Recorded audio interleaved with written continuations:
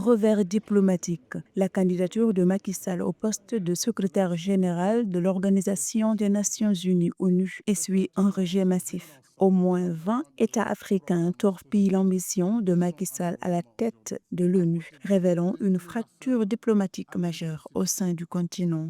La décision de rejet par les un tiers des pays membres de l'Organisation de l'Union africaine n'entache en rien la candidature de Macky Sall, qui est portée par le Burundi. Non, Macky Sall va continuer en solo, mais le fait de ne pas avoir le soutien de l'Union africaine, ensuite les désaveux que le Sénégal lui a infligés, il y a des conséquences sur le crédit de sa légitimité à diriger cette organisation internationale. Proposé initialement par le Burundi sous l'impulsion du président Évariste Ndayishimiye, l'ancien président sénégalais Macky Sall s'est vu refuser le soutien de son propre pays.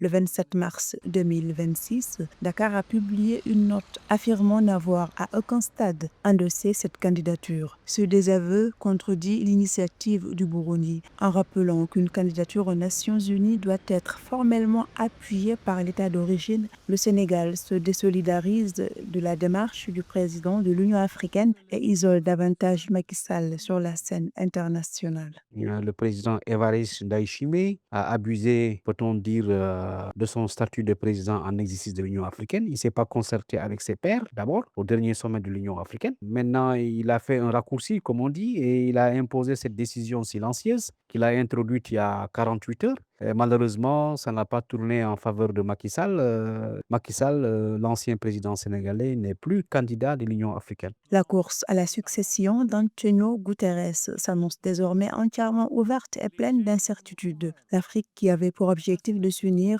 pour obtenir ce poste hautement stratégique, qu'elle n'a occupé qu'à 2 reprises avec l'Égyptien Boutros Boutros-Ghali de 1992 à 1996 et le Ghanéen Kofi Annan de 1997 à 2006. Le continent devra affronter une compétition internationale intense face à des candidatures de poids comme celle de l'Argentin Rafael Grossi, la Chilienne Michelle Bachelet et Rebecca Greenspan de Costa Rica.